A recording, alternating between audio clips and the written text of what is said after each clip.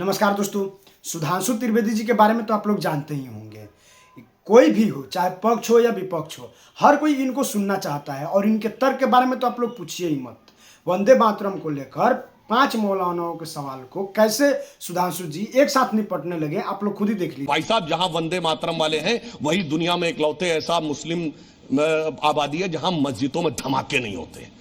वरना जहां निजाम मुस्तफा हो जाता है, पाकिस्तान में रावलपिंडी में धमाके होते हैं, काबुल में धमाके होते हैं, सीरिया में धमाके होते हैं, इराक में धमाके होते हैं। तो मुस्लिमों का भी जो भाईचारा आपस में है वो वंदे मातरम की वजह से। देखिए, इसमें एक बड़ा सवाल है। सुनिए, एक आपत्ति ये जाहिर की जा रही, कई जगहों वैसे एक और बात भी बोल दूं, हम उत्तर प्रदेश में बैठे हैं।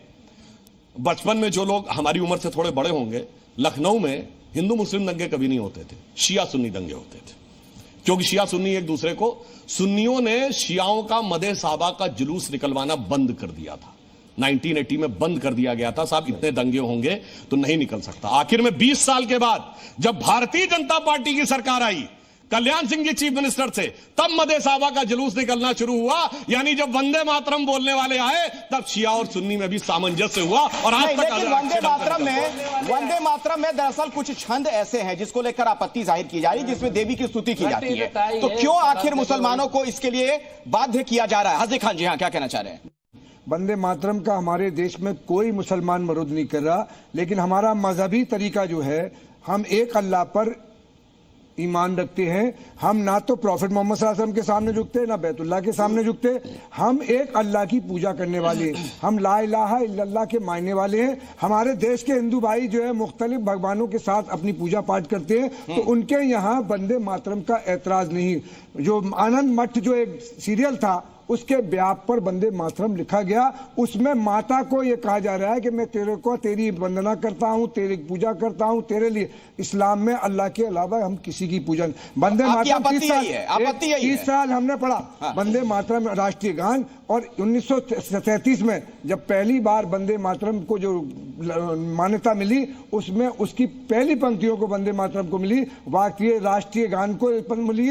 और 1950 में 24 जनवरी 1950 में राजेंद्र प्रसाद जी ने पहली बार पार्लियामेंट में इसको मान्यता दी। और इस देश के सारे स्कूलों में पहले से पढ़ा जा रहा है। भारतीय जनता पार्टी ने पिछले 65 साल से अपने आरएसएस के मंच पर न सवाल क्या है सर, स्पेसिफिक ये ना सवाल पूछिए आप। हाजी खान साहब, देश का गीत गाया। हम ये कहते हैं कि शैतान जी, ये देश हिंदुस्तान के हिंदू और मुसलमान भाईचारे के साथ रहेंगे, यकीन हो कि ना हो। तो इससे क्या भाईचारा बिगड़ रहा है, ये कहना चाह रहे हैं से? आप ठीक है, आप सरकार में जवाब दीजिए। आप सरकार में बोल दिया आपने भाई, सरकार की जिम्मेदारी होती है कि अपने सारे नागरिकों की दिल की जोई करे। पंडित जवाहरलाल नेहरू ने इसको जब मान्यता दी, उसमें देश के हिंदू मुसलमानों की भी, मजहब की भी। उन्होंने कहा कि किसी दूसरे के आगे सिजदा नहीं करते। ये बादशाहों के आगे ये क्या होता था? वो जो करते ना, वो भी जुल्म, वो भी जुल्म। बादशाहों के आगे जब वो आते थे, वो भी गुनाह था।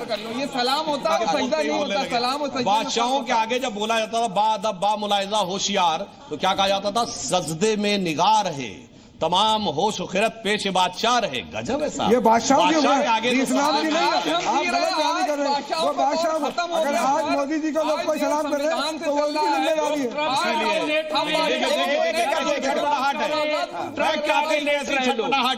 इसीलिए साहब बादशाह के आगे सजदा हो सकता है, मगर अपनी बात कम सरकार, अपनी बात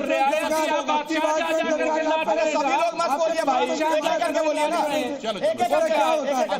चलिए सुनिए। इन्होंने कहा कि अल्लाह के अलावा किसी की इबादत नहीं हो सकती। ओ रोम रोम में बसने वाले राम, जगत के स्वामी है अंतर्यामी, मैं तुझसे क्या मांगू। किसने लिखा था? साहिर लुधियानवी ने। क्यों लिखा था? क्योंकि तब ये सेकुलर पॉलिटिक्स नहीं। अब सुनो मेरे भाई, अब और सुनिए। अब अपने टर्न पे भाई साहब सुनिए। एक दूसरा भी है कि मन तड़पत हरि दर्शन को आज, मोरे तेरे बिन बिगड़े सगरे काज। किसने लिखा? शकील बदायूनी ने। म्यूजिक किसने दिया? नौशाद अली ने। गाया किसने? मोहम्मद रफी ने। किसी को प्रॉब्लम नहीं थी, मगर आज प्रॉब्लम होने लगी है। अब और सुनिए। धार्मिक किसी आदमी ने कहा हो, बताइए आप। ऐसे तो लोग राम भी बने, भगवान राम बने, कृष्ण बने हैं। इस बन जाने वाल्मीकि रामायण में कह रहे हैं राम जी पुरुष महापुरुष है, तुलसीदास फजल रहमान के पास मुझे जाना है। अगला सवाल आपसे यहाँ भी अंतर, ठीक है, क्या उससे क्या फर्क पड़ता है? फजल रहमान साहब, डॉक्टर साहब, क्योंकि आपको शायरी बहुत पसंद है तो मैं भी एक शेर से आगाज करता हूँ कि आपस में मिलजुल के रहो तो जाने हम, और नफरत के शोलों से बचो तो जाने हम, कि बाद में बनना हिंदू मुस्लिम सिख ईसाई, पहले एक इंसान बनो तो जाने हम। अगर हिंदुस्तान को वंदे मातरम गाने से रोजगार मिलता है तो हम गाने के लिए हम भी तैयार आपके साथ। और इसी तरीके से नफरतों का दौर खत्म होता है, मोहब्बतें आम होती हैं, तो उसके साथ भी मैं चलने के लिए तैयार हूं आपके साथ। आप गाइए, हम गाएंगे, लेकिन आप वादा कीजिए कि हिंदुस्तान में जो नफरतों का दौर एक चल रहा है ये खत्म हो जाएगा इसके गाने से। ठीक है, अब जवाब दूं। दो बातें इन्होंने कही, वंदे मातरम बनने से रोजगार मिलता है, ये मुर्शिदाबाद में बाबरी मस्जिद बनाने से रोजगार मिल रहा है? बिल्कुल नहीं। ठीक, नहीं, सुनिए। दूसरी बात, आपने कहा कि नफरतों का माहौल, तो ये बताइए सर तन से जुदा नफरत वाला है डायलॉग की नहीं? बिल्कुल नफरत वाला है।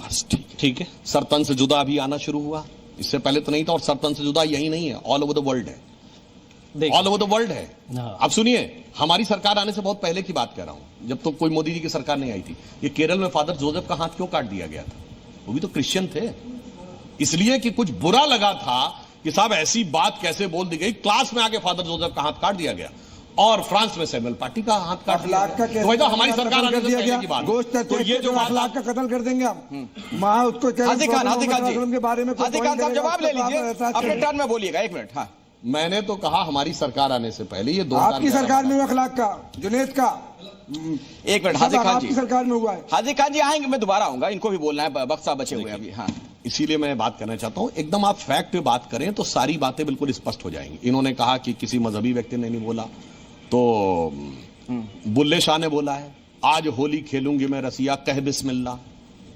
और आगे उन्होंने कहा अलस्तु बि रबिकुम प्रीतम बोले, ये तो अरबी का वर्ड है जो कुरान शरीफ में आता है। अलस्तु बि रबिकुम प्रीतम बोले, सब सखियों ने घूंघट खोले, नाम नबी की रतन चढ़ी, मतलब नबी मतलब मोहम्मद साहब के लिए, नाम नबी की रतन चढ़ी और बूंद पड़ी अल्लाह अल्लाह, आज होली खेलूंगी मैं कहे बिस्मिल्लाह। अब ये बुल्ले शाह से बड़े मुल्ला आज पैदा हो गए हैं, ये बहुत बड़ी समस्या हो गई है।